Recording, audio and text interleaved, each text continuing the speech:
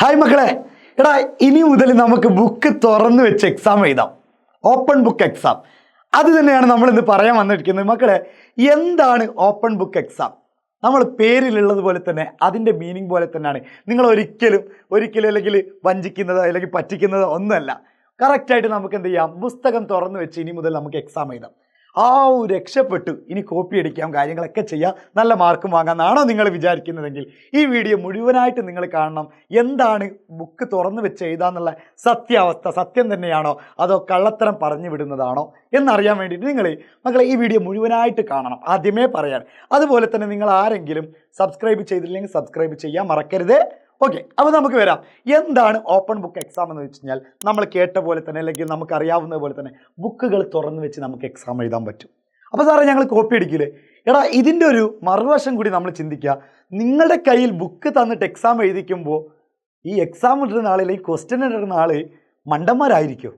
വെറുതെ അങ്ങോട്ട് ബുക്ക് വെച്ചുതരാം എന്ന് വെച്ച് കഴിഞ്ഞാൽ ഇതുവരെ നമ്മൾ ബൈഹാർട്ട് പഠിച്ചിട്ടുണ്ടെങ്കിൽ അല്ലെങ്കിൽ ബൈഹാർട്ടിലൂടെയാണ് നമ്മൾ എക്സാം എഴുതിയെങ്കിൽ നമുക്ക് അതാണ് ഈസി ആയിരുന്നത്. കാരണം ഡയറക്റ്റ് ക്വസ്റ്റ്യൻ ആയിരിക്കും. എന്ന് വെച്ചാൽ നേരിട്ട് ക്വസ്റ്റ്യൻ ചോദിച്ചിട്ട് നമ്മൾ പഠിച്ചതേ വരാറുള്ളൂ. പക്ഷേ നിങ്ങളുടെ കയ്യിലേക്ക് ടെക്സ്റ്റ് ബുക്ക് വെച്ച് തന്നു കഴിഞ്ഞാൽ നിങ്ങളുടെ ബൈഹാർട്ടായിട്ടുള്ള അല്ലെങ്കിൽ മനഃപ്പാടമായിട്ടുള്ള കഴിവിനെയല്ല ഇനി അവർ പ്രോത്സാഹിപ്പിക്കുന്നത്. ചിന്താശേഷി എത്രയുണ്ട്, ചിന്തിക്കാനുള്ള കഴിവ് എത്രയുണ്ട് എന്ന് വെച്ച് കഴിഞ്ഞാൽ ഇൻഡയറക്റ്റ് ക്വസ്റ്റ്യൻ ആയിരിക്കും. എന്ന് വെച്ച് കഴിഞ്ഞാൽ ചില ഒരു ഭാഗത്ത് തന്നെ നമുക്ക് ഡയറക്റ്റായിട്ട് ചോദിക്കുമ്പോൾ ഒരുപക്ഷെ നിങ്ങൾക്ക് എഴുതാൻ പറ്റും.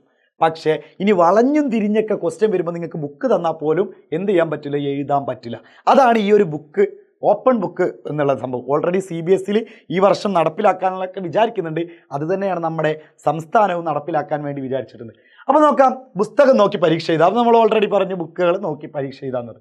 ഇനി പഠന സാമഗ്രികൾ പരീക്ഷയ്ക്ക് അനുവദിക്കുക. എടാ, നിങ്ങൾക്ക് എന്ത് തന്നെ വേണമെങ്കിലും ബുക്കുകളാവട്ടെ മറ്റുള്ള എന്ത് പഠന സാമഗ്രികളാവട്ടെ എന്ത് നിങ്ങൾക്ക് എക്സാം ഹാളിലേക്ക് കൊണ്ടുപോകാൻ പറ്റും, അത് അനുവദിക്കും. ഇനി 2 രീതികളാണ് നമുക്ക് എന്തുള്ളത്. ഈ നമ്മുടെ ഓപ്പൺ ബുക്ക് എക്സാമുമായിട്ട് ബന്ധപ്പെട്ട 2 രീതികളുണ്ട്. അത് ഏതൊക്കെ രീതികളാണെന്ന് നമുക്ക് നോക്കാം. ഒന്നാമത്തത് പരിമിത രീതി. എന്ന് വെച്ച് കഴിഞ്ഞാൽ നിങ്ങൾക്ക് അധ്യാപകർ അല്ലെങ്കിൽ നിങ്ങൾക്ക് അവർ പറഞ്ഞു തരുന്ന പഠന സാമഗ്രികൾ മാത്രമേ എക്സാം ഹാളിലേക്ക് കയറ്റാൻ പാടുള്ളൂ. അതാണ് തിരഞ്ഞെടുത്ത പഠന സാമഗ്രികൾ. ചിലപ്പോൾ ബുക്ക് മാത്രമായിരിക്കും, ചിലപ്പോൾ നോട്ട് ബുക്ക് മാത്രമായിരിക്കാം, അല്ലെങ്കിൽ ചിലപ്പോൾ ടെക്സ്റ്റ് ബുക്ക് മാത്രമായിരിക്കും. അങ്ങനെ അവർ പറഞ്ഞു തരുന്ന മാത്രമായിരിക്കും. എന്നാൽ രണ്ടാമത്തത് 2 രീതികളുണ്ടല്ലോ, സ്വതന്ത്ര രീതിയാണ്. നിങ്ങൾക്ക് തീരുമാനിക്കാം അല്ലെങ്കിൽ നമ്മൾക്ക് തീരുമാനിക്കാം എന്ത് കൊണ്ടുപോകണം, എന്ത് സാമഗ്രികളും നമുക്ക് എന്ത് ചെയ്യാൻ പറ്റും, കൊണ്ടുപോകാം. അപ്പോൾ അതിനനുസരിച്ചൊക്കെ മാറ്റങ്ങൾ ഉണ്ടാകും, ക്വസ്റ്റ്യനിലൊക്കെ മാറ്റങ്ങൾ ഉണ്ടായിരിക്കും. ഏത് വേണമെങ്കിലും നിങ്ങൾക്ക് തിരഞ്ഞെടുക്കാം. ഇനി സാറേ ഇത് എന്ന് മുതലാണ്? ഒന്ന് ട്രൈ ചെയ്ത് നോക്കാമല്ലോ, ഞങ്ങൾ അങ്ങോട്ട് പോയോക്കട്ടെ എന്ന്.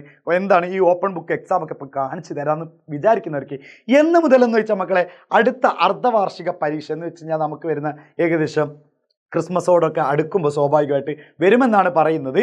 നമുക്ക് ഉറപ്പായിട്ടില്ല. എന്തായാലും ഇപ്പോൾ നമ്മുടെ CBSE സിലബസിലൊക്കെ ഇത് കൊണ്ടുവരുന്നുണ്ട്. അപ്പോൾ എന്ന് മുതൽ എന്ന് വെച്ചാൽ അർദ്ധവാർഷിക പരീക്ഷ മുതലാണ് ഇത് നമ്മളെ സ്റ്റേറ്റ് ഗവൺമെൻറ് അല്ലെങ്കിൽ നമ്മുടെ കേരള ഗവൺമെൻറ് ഇംപ്ലിമെൻറ്റ് ചെയ്യാൻ നോക്കുന്നത്. ഇനി ഏതൊക്കെ വിഷയത്തിലാണ്? എല്ലാ വിഷയത്തിലും പറ്റോ സാറെന്ന് വെച്ചാൽ ഇപ്പം നിലവിൽ നമ്മുടെ കണക്ക്, മാത്സ്, സയൻസ് സബ്ജക്റ്റ്, ഇംഗ്ലീഷ് ഈ സബ്ജക്റ്റുകളിലൊക്കെയാണ് നമുക്ക് അവരൊരു പരീക്ഷണ അടിസ്ഥാനത്തിൽ ഇത് എത്രത്തോളം നമുക്ക് ഓക്കെയാണ്, ഇത് നമ്മുടെ കേരളത്തിൽ ഓക്കെയാണ് അല്ലെങ്കിൽ നമ്മുടെ കേന്ദ്ര ഗവൺമെൻറ് ചെയ്യുന്നത് ഓക്കെയാണ് എന്ന് നമുക്കൊരു പരീക്ഷണം ഉണ്ടാവില്ല. പെട്ടെന്ന് തന്നെ എല്ലാ സബ്ജക്റ്റിലും നമുക്ക് എഴുതിപ്പിക്കാമെന്ന് പറഞ്ഞാൽ ചിലപ്പോൾ അതെന്തായിരിക്കും, ചിലപ്പോൾ ഫെയിൽഡായിട്ട് മാറും, ചിലപ്പോൾ അത് പരാജയപ്പെട്ടു പോകും. അപ്പോൾ സ്വാഭാവികമായിട്ട് ആദ്യം ഒരു പരീക്ഷണ അടിസ്ഥാനത്തിൽ സയൻസ്, മാത്സ്, ഇംഗ്ലീഷ് സബ്ജക്റ്റുകളിൽ മാത്രമാണ് നമുക്ക് ഓപ്പൺ ബുക്ക് എക്സാം എന്നുള്ള രീതി കൊണ്ടുവരുന്നത്. അപ്പോൾ എന്താണെന്നുള്ളതൊക്കെ ഏകദേശം മനസ്സിലായില്ലേ? അപ്പോൾ മക്കളെ, കോപ്പി അടിക്കാൻ എൻ്റെ അഭിപ്രായത്തിൽ ഞാൻ പറയുന്നത് നിലവിലുള്ള എന്ത് എക്സാമാണോ അത് തന്നെയാണ് എൻ്റെ അഭിപ്രായത്തിൽ മക്കൾക്ക് നല്ലത്. പക്ഷേ നമ്മുടെ ചിന്താശേഷി കൂട്ടും, ഇൻഡയറക്റ്റ് ക്വസ്റ്റ്യൻ വരും. മറ്റേ നമ്മൾ ബൈഹാർട്ട് ചെയ്ത് പോകും, 1 കൂട്ടണം 2 ഓക്കെ. അല്ലാതെ അതെങ്ങനെ വന്നു, അതെങ്ങനെ 2 കിട്ടി, ഇത് നമുക്ക് അറിയില്ല.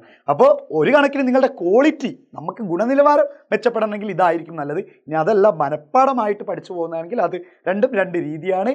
ഏതായാലും നിങ്ങൾ എന്ത് ചെയ്യുക, നിങ്ങൾക്കിത് അടിപൊളിയാണോ അല്ല എന്നുള്ളത് നിങ്ങളൊന്ന് കമൻറ്റ് ബോക്സിൽ ഇടുക. അതുപോലെ തന്നെ നിങ്ങളുടെ പേര് വേണ്ട, നിങ്ങൾ പഠിക്കുന്ന ക്ലാസ്സും അതുപോലെ തന്നെ നിങ്ങളുടെ ക്ലാസ് റൂമും സ്കൂളും അതുപോലെ തന്നെ ഇപ്പോൾ ഡിവിഷൻ ഏതാണെങ്കിൽ ഡിവിഷൻ, ഇപ്പോൾ 8D ആണെങ്കിൽ 8D അല്ലെങ്കിൽ 9D ആണെങ്കിൽ 9D, ഇങ്ങനെ നിങ്ങളുടെ ക്ലാസ്സും അതുപോലെ തന്നെ നിങ്ങളുടെ സ്കൂളും അതുപോലെ തന്നെ നിങ്ങളുടെ ഒരു റിവ്യൂ, ഇത് നല്ലതാണോ അതോ ഇത് മോശമാണോ എന്നുള്ളതും കൂടി കമൻറ്റ് ബോക്സിലിടാം. അതുപോലെ തന്നെ ഇങ്ങനത്തെ വീഡിയോ കിട്ടാൻ വേണ്ടി നമ്മൾ എന്ത് ചെയ്യണം, ഈ ചാനൽ സബ്സ്ക്രൈബ് ചെയ്യണം. അപ്പോൾ എന്തായാലും നമുക്ക് വരുന്നിടത്ത് വെച്ച് കാണാം. ബൈ.